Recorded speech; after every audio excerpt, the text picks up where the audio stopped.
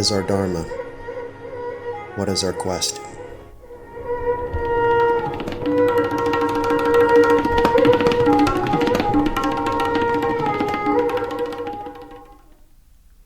Welcome to Dharma Nights.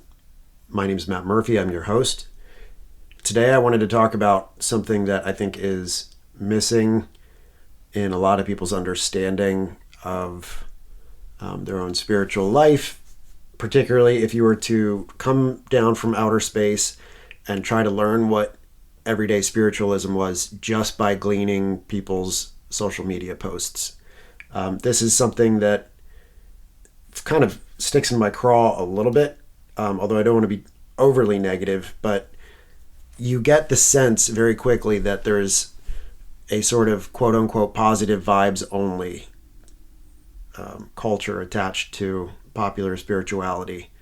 And even by popular spirituality, I mean like when we're kind of going in a slightly different direction from mainstream evangelical Christian thought in America, right? Or even, the minority of kind of Judaic thinking. So anything outside of those realms that people would be likely to call spiritual, there's kind of a pop spirituality where a lot of different things fit in that bin. Very often things are kind of drawn from yoga, meditation, some Easternisms, and you mix in a little bit of modern day manifestation, which is not in and of itself any of these things like bad in my opinion. But when you put all these in a gumbo pot, stir them, but very crucially neglect to add the ingredient of like suffering, acknowledgement of suffering, or compassion that requires a recognition of suffering, or even of just like negative experience, that is a problem. That's like, it's such an incomplete thing that I think it's almost a spiritual crisis in a way, and I don't want to be too hyperbolic in describing it that way, but rather than just kind of cantankerously complain about something I see as a problem, I want to kind of give an example of something from my own personal spiritual texture that's a demonstration of the contrary. So I do try to spend some time acknowledging my own discomfort, suffering, my own less than pleasant feelings, my own challenges. And the recognition of these things is not in a purely one-dimensional sense where I'm just like, oh, everything will be better one day, like with, a kind of Pollyanna attitude. That's not really always an appropriate way to look at the world, particularly because, step number one in overcoming a challenge or a problem is to actually name it. And if you can't even get to the phase where you're naming a problem for what it is, that goes even beyond Pollyanna stuff, in my opinion, and it really verges into denial. So every once in a while, these days, you'll see something that floats around on social media in meme form or like in the form of shared articles. I don't see it as much as I used to, and I wish I would see it more, but there are like pieces that talk about spiritual bypassing. And spiritual bypassing is a process where people use a bunch of ostensibly spiritual tools or tools that are specifically taught in certain kind of like spiritual religious frameworks, or even like kind of transcendently spiritual minus religious frameworks. These can include like yoga, meditation, lots of other kind of new agey tools. And they use these things specifically to just bypass some character flaw or issues of unresolved trauma or other things like that, or, just other problems in their life that they really have to kind of solve with other tools, and they kind of have to confront, but they'll use these other spiritual tools or these other, embodied practice tools just to kind of get around the problem, and not in a way that's good for them. So I know what you might be thinking, like, who am I to say what's good for people and what's not? But just to drill it down to a specific example, if people are walking around with unresolved trauma, and this trauma causes them to, when it's triggered, it causes them to behave in ways that they're not really even arguably perfectly accountable for or in control over, that's a huge problem for me. And not just for me, but for anyone who's on the receiving or negotiating end of those kind of behaviors. So like, even more specifically, let's say that someone had some early life trauma where they suffered some kind of abuse or something, and things in their everyday life can trigger it, even in situations that have nothing to do with actual abuse. So, for example, maybe if they were abused by someone with a beard, like a really long beard, and whenever they're around people with a really long beard, they get so uncomfortable that they end up kind of treating them irrationally or unfairly or whatever, in a way that can even kind of be unjust to that person. That's a problem. It's not just a problem for the person who's acting out that trauma, it's a problem for the other person on the end of that exchange, like in this example, the person with the long beard. So you'll get people who really can't take accountability or responsibility for their behavior, and they can really kind of cause harm in that way of thinking that's like hurt people, right? People who have been hurt tend to repeat hurt onto others, often unconsciously, right? But if they have these wonderful spiritual bypassing tools that just lets them have a profound experience but not actually address specifically any of those underlying things, then they're going to be leaving some collateral damage to the left and right of them wherever they go. Just to tie this back to the positive vibes only thing, there is such a thing as toxic positivity, and there is such a thing as the power of negative thinking, right? So we very often hear the power of positive thinking, and the namesake book that it came from by Norman Vincent Peale, which was kind of like a pop self-improvement book, which didn't have entirely bad ideas, and like I even still harness some of the tools and the ideas that I learned reading that book as a young person. But it's possible to take those things not only too far, but to take them toxically too far. And any one of these otherwise wonderful tools that lets you bypass something serious in your life that can cause you to not be in complete control of your actions, it's a problem. Or if you're using tools to help keep you from keep you in a space of inaction when someone else is suffering, because you want to stay in like a quote unquote positive vibes only space, which means basically you can't in a truly compassionate way hang out with someone else during their suffering. That's a problem. I don't think that's being there for your fellow human being, and I think that's keeping yourself in like a little garden walled la la land, and I'm certainly not the only person who thinks this way. So maybe rather than, again, just so I'm not merely complaining about something, like labeling something in a negative way and saying, geez, isn't this a crappy thing?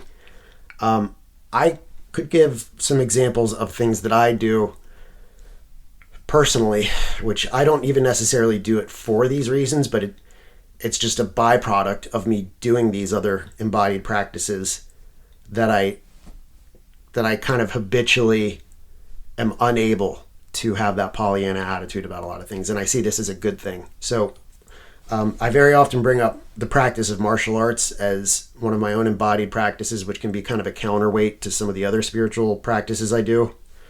And one of the nice things about that is it keeps things a little bit real in a pragmatic day-to-day sense, where I'm not just completely floating in the clouds, projecting the appearance of some profound spiritual experience that no one else can really interface with or understand, or like, oh, look at me, aren't I enlightened?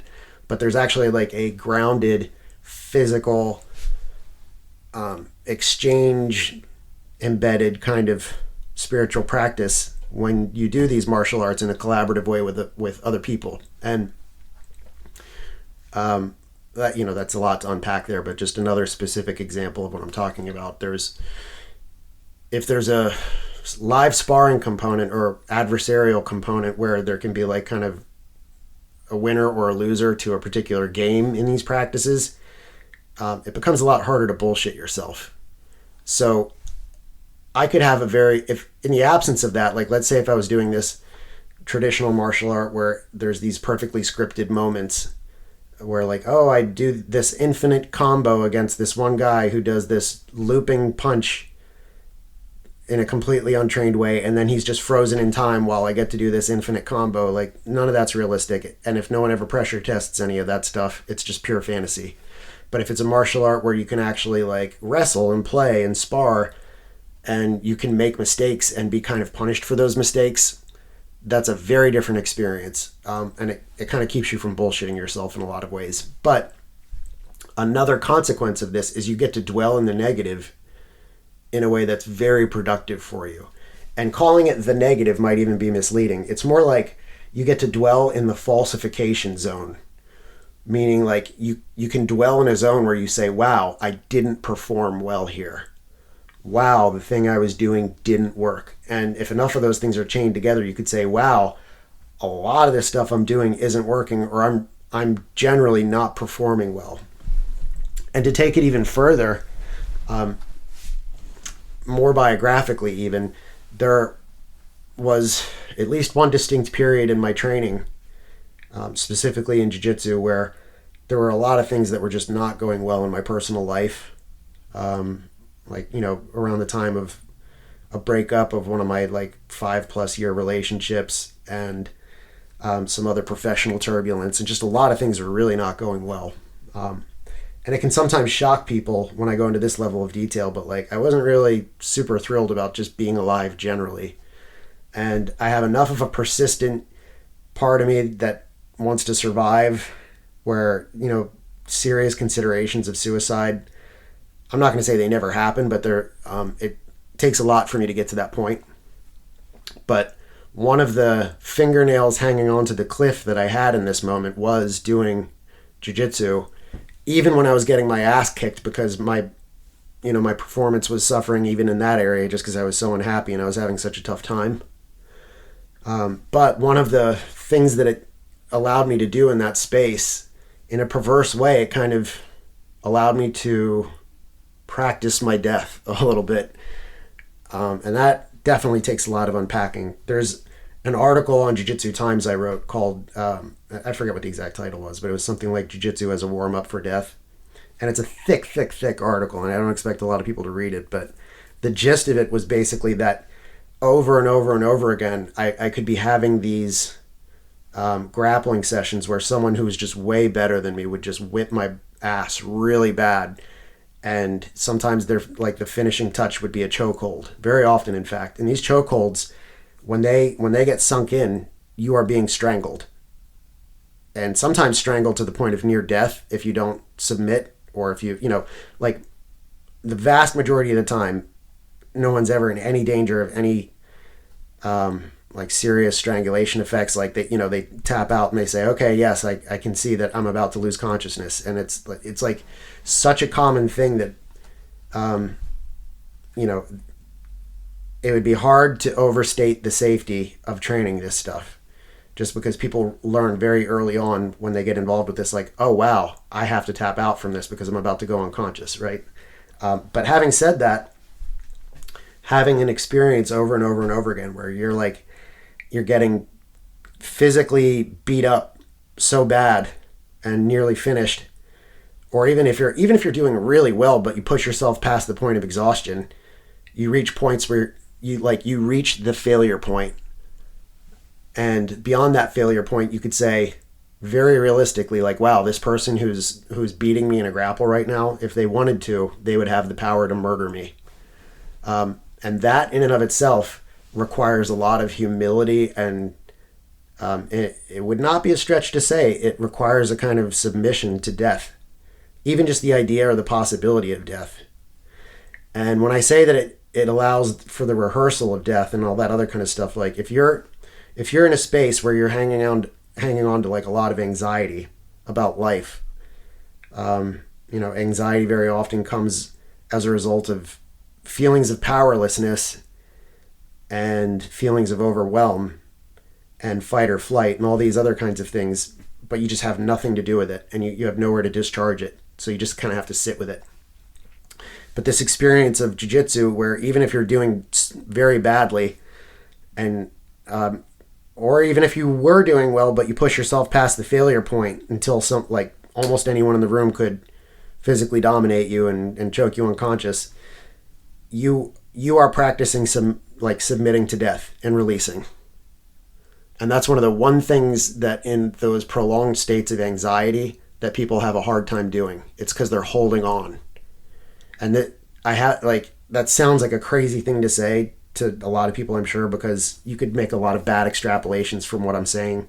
Sort of like, oh, you're telling people that they should give up and kill themselves. And that's the exact opposite of what I'm saying. I'm saying that people who are in those suspended states of anxiety, like I was on and off for some of the periods that I'm talking about, one of the worst parts is that they can't look at their turbulence or at their turbulence and their tribulations with tranquility and with submission. They can't just say, okay, it's happening, and whatever I can do about it is what I can do about it, and whatever I can't is what I can't. And when you get this ability to submit over and over and over and over again, you're literally practicing submitting to the things that you have to submit to and not submitting to the things that you don't. Kind of like the AA prayer. So it's a very pragmatic, repetitive, habituating experience. And I guarantee it's one of the things that allowed me to save my own life. And this is where I tie it back to my kind of thesis here. It allowed me to hang on to life in a way that affirmed my negativities. And the affirmation of those negativities served my life.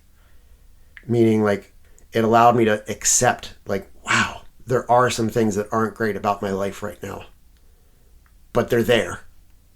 And having anxiety about them isn't going to change anything.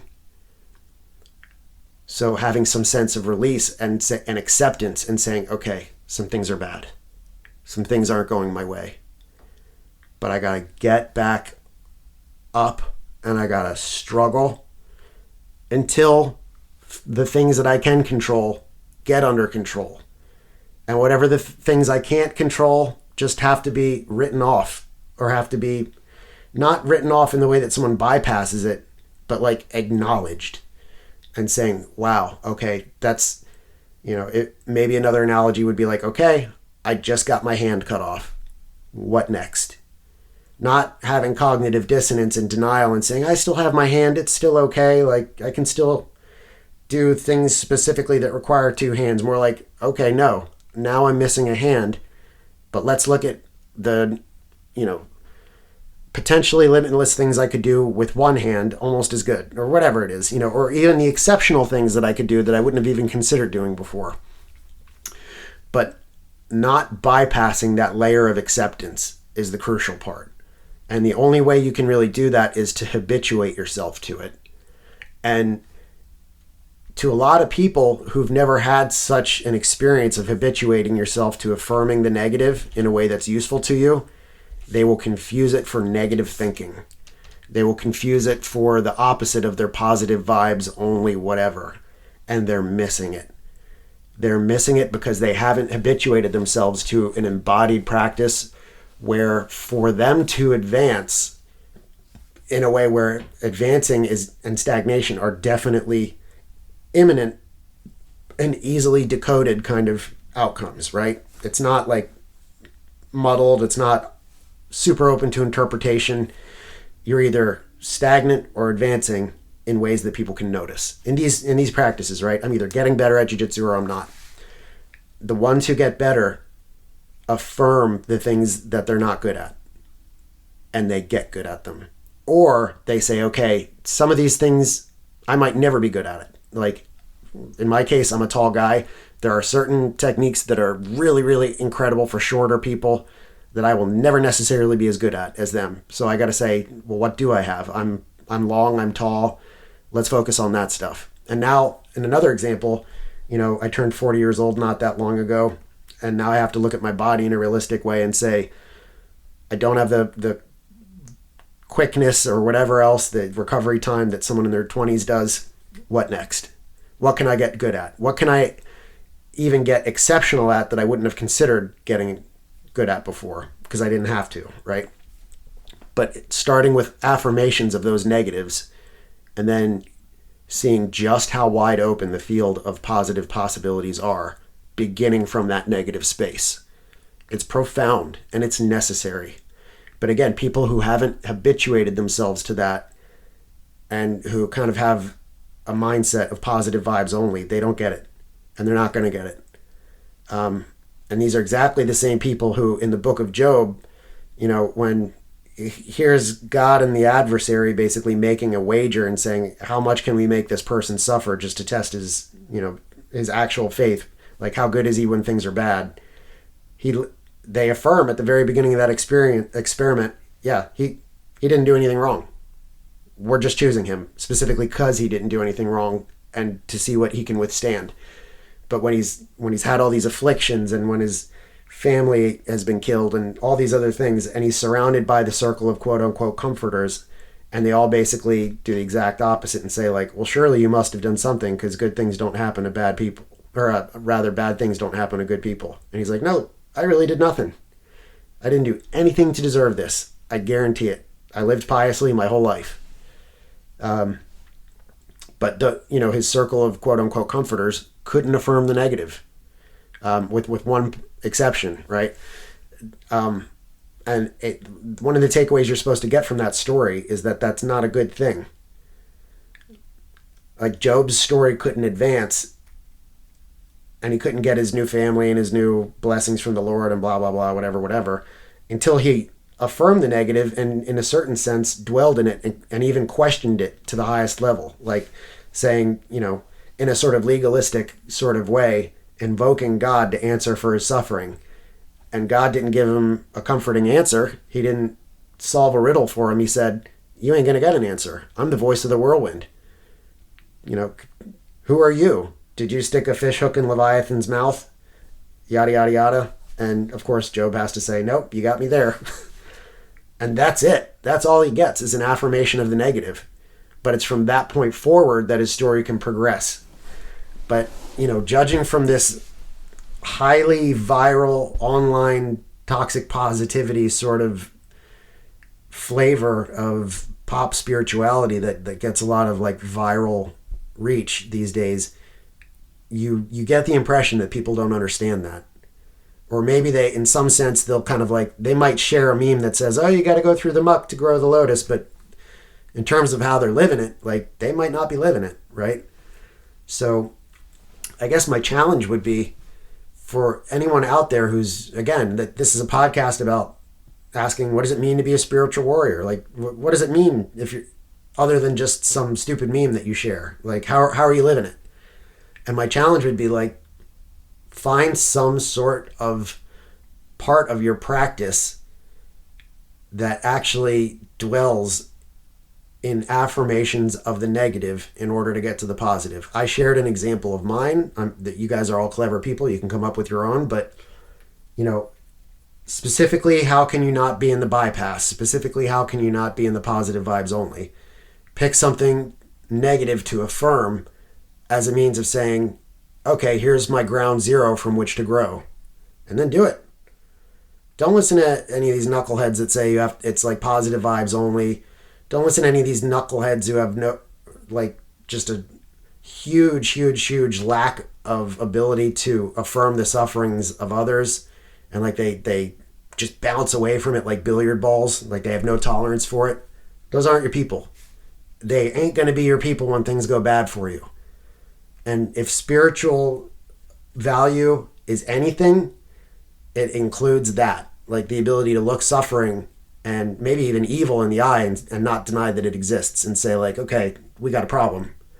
But how are we going to bring our best selves to overcome this problem and expand our consciousness and grow and evolve as a being having an experience? And how are we going to become a being that can have an even greater experience than what we were capable of before? And how can our suffering and our experience encompass the suffering of others? Like, how can we make room for them even when shit's going fine for us? In some ways it might be pragmatic, like if you have a little bit of extra money, okay, it could be that. If you don't, and hey, I totally understand that one. I go through that up and down myself. So maybe you got resources you can lend. maybe the best thing that you can do is actually just affirm someone's suffering and hold space for them. Like that's another one of the phrases that gets tossed around a lot, but I'm not always sure people actually know what it means in practice. It means not talking over them. It means not telling them what kind of experience they're having. It means not falling over yourself to offer them solutions to their problem before you let them actually talk it out and you hear them and you hear them describe what they're experiencing in their own words. And it means you not stealing that from them. So we talk about asteya as one of the yogic yamas and niyamas, right? Asteya, non-stealing. Don't steal their experience. Don't rebrand it. Don't spin it in some toxic, positive vibes only bullshit. Say, like, look them in the eye and maybe even hold their hand and say, your suffering is real. And then go from there. And if you have I shared my jiu-jitsu experience that has like a sparring component where there's falsification, things can go right, things can go wrong. When things are really going wrong in a very real way, I can say, ooh, I'm not doing well in this area. How can I grow? I don't know what that'll look like for you. Maybe it's like challenging yourself with different yoga practices. Maybe it's volunteering somewhere that makes you uncomfortable, like around people suffering in a way that makes you uncomfortable. Maybe it is doing some kind of activity that expands your social being in a way that you're uncomfortable with, but starting with a recognition of a negative and proving that you have the capacity for that to say, okay, let's start from a negative. Let's start from something that's unpleasant. Let's prove that I can suffer and transmute the suffering into something, but not, that you're not going to cook it or you're not going to eat it before it's cooked, right? You're going to give it its time to cook, that negativity and that suffering. You're going to get whatever insights you can from it and then do the alchemy and then do the magic experiments and then do whatever else it takes to transmute, expand, and grow. So that's what I have to offer you guys this week. Let me know what you think. Hope you have some value out of it.